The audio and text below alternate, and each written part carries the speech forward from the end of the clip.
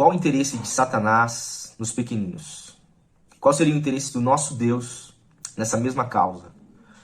Quero ler com você Êxodo capítulo 1, no verso 8. Nesse meio tempo levantou-se um novo rei sobre o Egito que não havia conhecido José. Ele disse ao seu povo: eis que o povo dos filhos de Israel é mais numeroso e mais forte do que nós. Vejam, precisamos usar de astúcia para com esse povo, para que não se multiplique.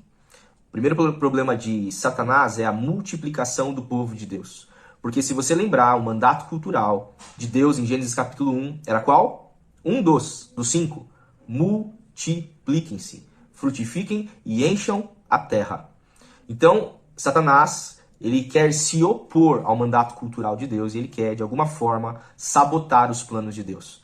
A gente continua lendo e verso 11. Os egípcios puseram sobre eles feitores de obras para os afligir com trabalhos pesados e assim os israelitas construíram para Faraó as cidades celeiros de Pitom e Ramessés. A primeira forma que o diabo tenta fazer é trabalho forçado. Quando ele quer prejudicar o plano de Deus para que o seu povo não se multiplique, ele dá ao povo de Deus trabalho. E às vezes a gente pensa que, nossa, eu conquistei o trabalho dos meus sonhos, mas aí a pessoa começa a trabalhar e foca apenas naquilo. E na verdade quem está dando aquilo para a pessoa não é Deus. Entendeu? Vamos partir para o verso 15. Porque não deu certo, né, a tentativa de Satanás por meio do faraó. Verso 15. O rei do Egito deu uma ordem às parteiras hebreias, das quais uma se chamava Sifrá e a outra se chamava Puá. Ele disse: quando vocês servirem de parteira, as mulheres hebreias, verifiquem se é menino ou menina. Se for menino, matem. Se for menina, deixem viver. As parteiras, elas não obedecem a essa lei. Agora, entenda uma coisa. Por que Satanás ele queria, né, de alguma forma, impedir os planos de Deus? E, de alguma forma, alcançar, nesse caso aqui, os meninos do Egito. Se você voltar para o capítulo 3, onde ocorre a queda, o tropeço do homem, você vai observar que o que é dado, né, de conexão entre a mulher e a serpente é o seguinte: da sua semente, Deus falando à mulher, nascerá um que esmagará a sua cabeça, falando a serpente.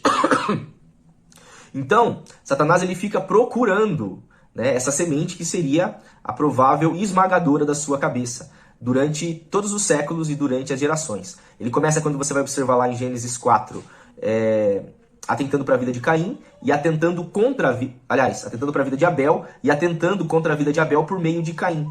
Então você observa que ele atenta para que Caim mate Abel. Ele observa que isso não fez diferença, mesmo o sangue de Abel sendo um sangue justo, né, diante de Deus. Aí você vai observar, no capítulo 5 de Gênesis, que aí o diabo ele tenta contaminar toda a terra por meio de relações sexuais ilícitas. Então ele faz o quê? Ele contamina toda a terra. Algumas linhas teológicas vão dizer que são anjos caídos, eu creio nessa linha. Tem relações, né, com as mulheres. E aí é que nascem os gigantes, né, os que são chamados de nefilins. Ok. Quando isso ocorre, Deus se arrepende de ter criado a raça humana, porque toda a raça já estava contaminada. Mas Deus encontra né, Noé. É entendido pela teologia que Noé não foi contaminado. Não tinha no DNA de Noé nenhum tipo de contaminação como essa que estava espalhada, disseminada, né, sobre toda a raça humana. Tanto que Noé era descendente de Enoque e Enoque andou com Deus. E por isso Deus o levou para si, porque Deus se agradou dele. Então Noé é escolhido para realmente expandir uma raça pura, né? Porque o restante da raça humana já estava totalmente corrompida e contaminada. Se você for lá no capítulo 5 de Gênesis, você vai ver que a palavra para a humanidade ali é impiedade. E impiedade ali é contaminado no seu DNA. Tá? Inicialmente, esse é o significado. Então vamos lá. O diabo novamente não consegue, porque Deus tem sempre uma resposta, uma solução, uma remissão, um antídoto para aquilo que o diabo está fazendo. E então a gente pula lá para Êxodo e a gente vê que, novamente, quando há a promessa de um libertador, né, porque o povo estava se multiplicando, a gente vê aqui em Êxodo, o faraó ele manda que matem, né, os meninos, apenas os meninos e não as meninas. Por quê? Porque os meninos, eles têm o quê? A semente. A semente não está com a mulher, a semente está com um homem. Então qual que é a tentativa do diabo? Exterminar a semente, porque exterminando a semente, aquele que esmaga a sua cabeça não poderá nascer, né, não poderá existir. E aí você observa então que todas as vezes, e aí se torna um padrão na Bíblia, todas as vezes que Deus quer levantar um libertador, Deus quer levantar uma geração que se tornará libertadora, como a geração de João Batista, a própria geração, né, que Jesus representa, quando ele vem na Terra pela primeira vez, o inimigo ele se levanta para destruir aquela geração. E é por isso que a pauta do aborto ela é tão importante. Porque nós estamos nos últimos dias, irmãos. E dessa vez não se levantará um Messias para simplesmente redimir o seu povo, como já foi na primeira vinda. E não se levantará agora um Moisés para libertar dos dominadores, dos governantes que são corruptos. Não, isso não vai acontecer mais. Agora Jesus vem para governar sobre a terra, para colocar debaixo dos seus pés definitivamente os seus inimigos. 1 Coríntios capítulo 15 está dizendo que ele vai governar até que todos os seus inimigos sejam colocados debaixo dos seus pés. Quando isso ocorrer, o próprio Jesus vai entregar o reino ao Pai. Então, a segunda vinda de Jesus traz juízo sobre a terra. Só que o inimigo ele está trabalhando para sabotar.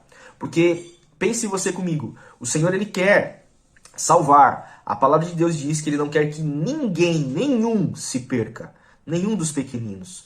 Deus ama. A causa do coração de Deus é a causa dos pequeninos, é a causa dos órfãos, é a causa daqueles que não podem se defender. Ele é o Deus dos inocentes. E ali em Salmo 139 diz que o Senhor, ele teceu a nós ainda no ventre. Ele conheceu o nosso DNA, ele conheceu as nossas características, ele fez tudo por completo. Então, essa causa é extremamente importante, é muito relevante para o coração de Deus. A gente não consegue nem dimensionar o quão importante essa causa é. E é por isso que nós vamos engajar nessa causa. Já estamos engajando, na verdade. E o que acontece? Quando a gente fala de fim dos tempos e de apressar a volta de Cristo, essa pauta ela se torna fundamental. Porque é combater aquilo que o inimigo está tentando fazer para sabotar os planos de Deus e adiar a vinda de Cristo. Porque se é possível apressar a vinda de Cristo, também é possível adiar a vinda de Cristo. Jesus ele tem que vir para uma noiva que é apaixonada por ele, porque ele não vai vir para uma noiva apática e indiferente, e ele tem que vir para um povo que é santo, que tem vestes brancas. As nossas vestes não podem estar contaminadas com o sangue de aborto, irmão. Nós não podemos ficar indiferentes ao sangue dos inocentes. É por isso que a gente precisa abraçar essa pauta, realmente porque é uma pauta que está no coração de Deus. E eu convido você que está assistindo esse vídeo a orar pela questão do aborto no Brasil, que hoje, mês de junho de 2022, tem ocorrido diversas brigas aí no Congresso Nacional em favor dessa pauta. Então esteja em oração, né, se coloque diante de Deus e Ele há de ouvir as nossas orações. Amém? Deus abençoe.